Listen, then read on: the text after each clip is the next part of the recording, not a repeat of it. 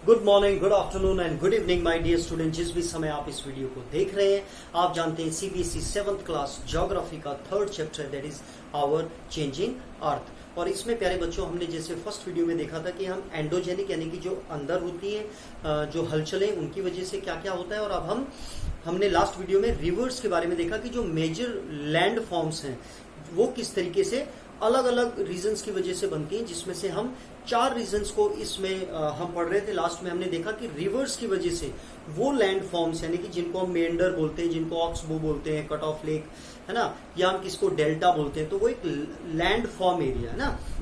तो अब हम देखेंगे कि वर्क ऑफ सी वेव्स, यानी कि देखो अगेन ये भी पानी ही है ना, यानी कि जो समुद्र हैं यानी जो बड़े बड़े सीज हैं, उनके कारण, उनकी जो वेव्स है उनके कारण जो लैंड फॉर्म्स बन रहे हैं, जिनको हम अपनी सहूलियत के लिए नाम देते हैं, वो क्या क्या होते हैं इसके थ्रू हम देखेंगे with the help of work of sea waves. यानी कि सी वेव्स की मूवमेंट के कारण जो लैंड फॉर्म्स बनते हैं उनको हम जानेंगे। और उनको जानने के लिए हम देखेंगे मेनली 5 पॉइंट्स को हमें समझना होगा। प्यारे बच्चों, आपको एक चीज तो पता है कि जब वेव चलती है ना, पानी जब चल रहा है, तो उसके जो समुद्र के अंदर जो भी चीजें आ रही हैं, जो आसपास जो कोस्टल एरिया है, उससे जो भी चीजें वो अपने साथ में लहर के साथ लेके आ रहा है, तो वो भी कहीं ना कहीं वो शोर पे आके यानी कि किनारे पे आके वो डिपॉजिट कर देता है, जो भी सैंड सिल्ट या जो सेडिमेंट्स उसके पास होते हैं। ठीक है, तो जिसके कारण बीच बनता है ना। आप देखते हैं ना कि बीच में हम जाते हैं और बीच पे जब हम देखते हैं तो वो जो वेव्स आ रही होती है, अपने साथ लंबी वेव आती है और फिर वापस चली जाती है। तो जो एक तरफ आ रही है लैंड के हिस्से में, वो अपने साथ जो भी पार्टिकल्स अपने साथ लेके आती है, वो कहीं ना कहीं लैंड एरिया पे डिपॉजिट कर देती है। तो उस पर्टिकुलर उस जगह को बोलते हैं बीचेस, है ना, बीचेस। तो ये तो हो गया beach. The sea waves deposit sediments along the shores forming beaches, यानी कि समुद्र के किनारे वाले हिस्से में। अब दूसरी चीज आप देखेंगे प्यारे बच्चों की वेव से कहीं ना कहीं, जैसे आपने समझा कि व्हाट इज दिस बीचेस, है ना, यानी कि कहीं ना कहीं क्या हो रहा है, जो लैंड वाला एरिया है पानी की वजह से, क्योंकि पानी में जो भी सैंड सिल्ट जो जैसे भी वो आए हैं, उसकी वजह से जब वो लैंड पे आ रहे हैं, तो कहीं ना कहीं जो लैंड वाला एरिया है उसको वो ऊपर की तरफ कर रहे हैं, राइज कर रहे हैं, है ना। तो क्योंकि जैसे जैसे समय के साथ में वहां पे डिपॉजिट्स बढ़ते रहेंगे तो वो और ऊंचा होता रहेगा और वो लेवी बनाता रहेगा, है ना, लेविस। आई थिंक अब आपको थोड़ा सा वहां से भी आपको रिलेट कर पाएंगे। तो यानी एक चीज तो क्लियर है कि सी वेव से कहीं ना कहीं जो हमारा लैंड एरिया वो राइज होता है, राइट। दूसरा हमने देखा बीचेस, बीचेस में भी सेम प्रोसेस है। मैंने एक वर्ड यूज किया था कोस्टल प्लेन्स, है ना, या फिर कोस्टल एरिया। प्यारे बच्चों, ये भी एक अगेन एक लैंड फॉर्म है। तो लैंड फॉर्म में जब आप कोस्टल एरिया के बारे में देखते हैं तो प्यारे बच्चों ये हमें पता होना चाहिए, क्योंकि बहुत बच्चों को ये पता नहीं होता है। जैसे आप एक टर्मिनोलॉजी और साथ में आप सुनेंगे, दैट इज पेनिनसुलर।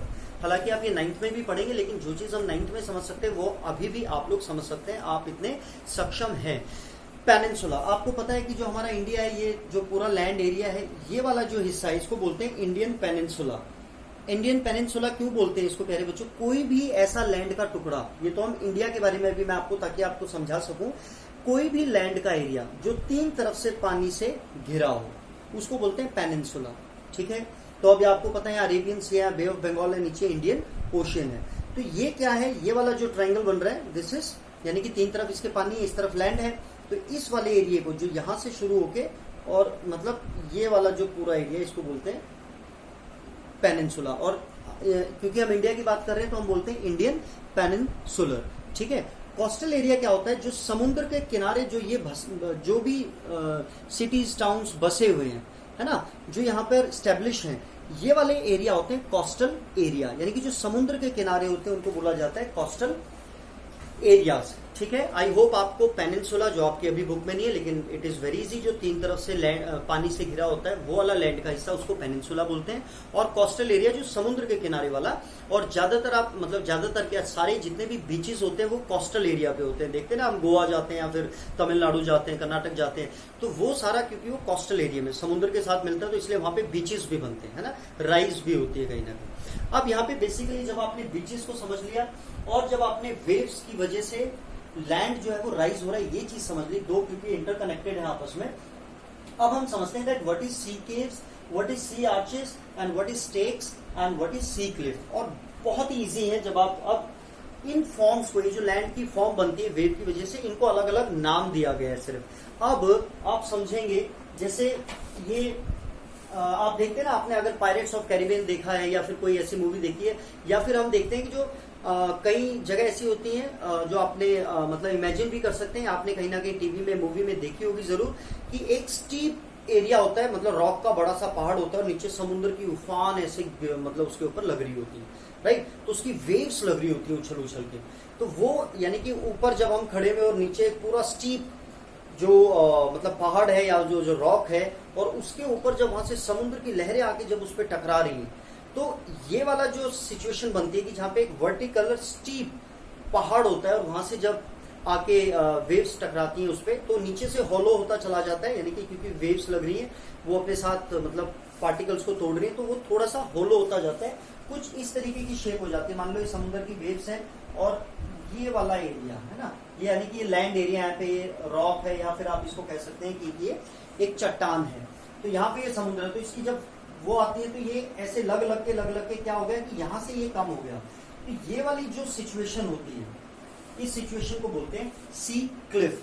ये क्लिफ बना दिया ना इसने, दिस इज क्लिफ, तो इसलिए इसको बोलते हैं। और सी क्लिफ किसकी वजह से बनती है, अगर आपसे 1 मार्क के क्वेश्चन में पूछा जाए, विद दी सी वेव्स के कारण ये बनती है। तो आई होप आपको बीचेस समझ में आ गया, और ये first point waves gives rise to the coastal landform समझ में आ गया। सी क्लिफ आपको समझ में आ गया। अब सी क्लिफ को हमने एक बार तो शुरू में समझ लिया कि that this is sea cliff. अब इसको हम दोबारा से भी, जब ये 3 टर्मिनोलॉजी आप समझेंगे तो आप इसको दोबारा से जानेंगे। अब आप देखेंगे पहले बच्चों सी केव। अब होता क्या है, जैसे मैं अगर मान लेते हैं कि ये जो है हिस्सा इतना है, राइट, या फिर एक समुद्र के अंदर, क्योंकि काफी टाइम से वेव्स लगे जा रही है, जब से हमने मतलब हम शायद इंसान भी पैदा नहीं हुए तब से ये वेव्स लग रही हैं। तो हम ये अभी, और आपने कई जगह पे देखा होगा कि मान लो ये जो है पहले कुछ इस तरीके का था, राइट। तो अब क्या है कि यहाँ से वेव्स लग लग के क्या हुआ कि यहाँ पे केव बना दी, कैविटी बना दी। कैविटी जैसे दांतों में कैविटी हो जाती है ना, गड्ढा हो जाता है, तो वैसे अब ये जो वेव्स लग रही है, क्योंकि जहाँ पे भी उसका ज्यादा मतलब प्रेशर बन रहा है, वहां पे वो उस एरिया का जो भी स्टोन वहां पर है उनको छोटे छोटे सेडिमेंट्स में तोड़ के अपने साथ नीचे ले आती है। तो धीरे धीरे क्या होता है कि ये केव बन जाती है ना, यानी कि जो केव आपको पता है जहाँ पे मतलब शेर रहते हैं ना, जो डैन बोलते हैं, यानी कि एक तरफ से और पूरी बाकी जगह से वो बंद होती है, तो इसको बोलते हैं सी केव। अब समय के साथ साथ इसी प्रोसेस में आप देखेंगे कि ये तो बन गई सी केव, अगर इस पोजीशन में है तो इस लैंडफॉर्म को बोलेंगे sea cave with the help of sea waves, caves and waves. अब दूसरा आप देखेंगे प्यारे बच्चों, जब समय के साथ ये क्योंकि वाला हिस्सा यानी कमजोर है कहीं ना कहीं, तो इस पे जब लगती रहेगी तो ये पूरा का पूरा क्लियर हो जाएगा, यानी कि इधर भी इसके समुद्र पानी है और पानी यहाँ से आप क्रॉस कर जाएगा और यहाँ पे ये आ जाएगा, राइट। तो यानी कि पूरा एक वेव, जैसे आपकी बुक में आप देखेंगे कि ये तो केव है, इसके आसपास नहीं दिख रहा है, लेकिन ये जो आप देख रहे हैं है ना, ये सॉरी सी केव आप देख रहे हैं कि यहाँ पे कहीं कुछ नहीं है, और जब ये पूरा होलो हो जाएगा, यानी कि समय के साथ में जब बार बार उस पे वेव्स लगेंगी, तो ये क्या बन जाएगा, सी आर्च, राइट। आई होप आपको ये समझ में आ गया होगा। पहला तो है केव, और जब वो पूरा आर पार हो जाता है तो उसको बोलते हैं सी आर्च, यानी कि उस लैंडफॉर्म को बोलते हैं सी आर्च, ठीक है। देखो आप ये एक दूसरे से कनेक्टेड है। मैंने आपको पहले सी क्लिफ बताया, अब मैंने आपको क्या बताया, सी केव, और जब वो पूरा होलो हो जाता है, आसपास पानी उसके मतलब जाने लगता है, आर पार हम देख पाते हैं, तो उसको बोलते हैं सी आर्च, ठीक है। तो सी आर्चेस, यानी अगर ज्यादा है तो आर्चेस। अब तीसरी चीज देखने के लिए हम तीसरा पेन उठाते हैं। अब क्या है, स्टेक्स। अब ये स्टेक्स क्या होता है प्यारे बच्चों, यानी कि अब समय के साथ क्या होगा, ये वाला एरिया बढ़ते बढ़ते ये पूरा का पूरा एक दिन टूट जाएगा, है ना। यानी कि जो पहले केव थी और फिर सिर्फ रूफ रह गया था, क्योंकि बीच में पूरा क्लियर हो गया था, आसपास हम देख पा रहे थे, अब वो जो रूफ है वो रूफ भी ऊपर से कहीं ना कहीं टूट गई, और जब ये टूट गई तो ये कुछ इस तरीके का एक पोजीशन बन गई, राइट। तो जब ये एक सिंपल मतलब जब एक रॉक का टुकड़ा जब एक सीधा वही रह जाता है, जब आप यहाँ पे भी देखेंगे, देखो पहले सी केव थी, फिर ये सी आर्च हुई, और उसके बाद ये सिर्फ ये वाला हिस्सा रह गया, यानी कि पानी का जब बार बार वेव लग रही है उस पे समुद्र की, तो उसके कारण ये फिर स्टेक बन गया। और वही स्टेक को आप कह सकते हो काइंड ऑफ ये वाला जो हिस्सा है सी क्लिफ, ठीक है, तो आपको दोनों में आपकी डिफ्रेंशिएट आप समझ सकें, इसलिए मैंने आपको इसको पहले मैंने सी क्लिफ बताया था ताकि आप उसको इजीली इमेजिन कर सकें, राइट। तो हमें क्या क्या समझ में आया इसमें कि पहली चीज तो ये प्यारे बच्चों की सी वेव्स के कारण जब वो अपनी वेव्स के साथ आ रही हैं तो एक चीज ऑब्वियस है कि अपने साथ जो भी सेडिमेंट्स लेके आ रहे हैं तो जो लैंड पे वो डिपॉजिट हो रहे हैं तो उसके कारण लैंड जो है वो राइज हो रहा है, उसकी जो ऊंचाई है वो बढ़ रही है, राइट, वन थिंग। और यही चीज को आप दूसरी तरीके से कैसे देखेंगे कि इसी से बीचेस बनते हैं, है ना, जिसको हम बीच बोलते हैं, राइट, बीचेस, सी बीचेस, है ना, और आपको पता है कोस्टल एरिया के आसपास होती है।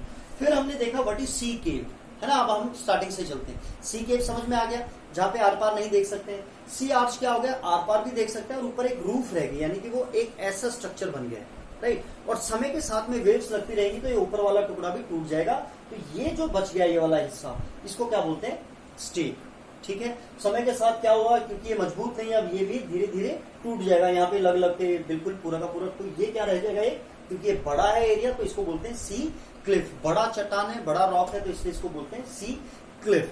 तो माय डियर स्टूडेंट्स, मैं ऐसी उम्मीद करता हूं कि कोस्टल एरिया और पेनिनसुला के साथ में अब आपको ये टर्मिनोलॉजी जो सी वेव्स के कारण जो लैंड फॉर्म्स बनते हैं, है ना, बेसिकली हमने 5 देखे तो वो आपको समझ में आ गए होंगे प्यारे बच्चों। फिर भी अगर आपको कोई डाउट है तो आप मुझे कमेंट बॉक्स में बताएंगे। This is for your click. आप बुक हमेशा साथ में लेके बैठें तब भी आप वीडियो देखें। God bless you all, love you all.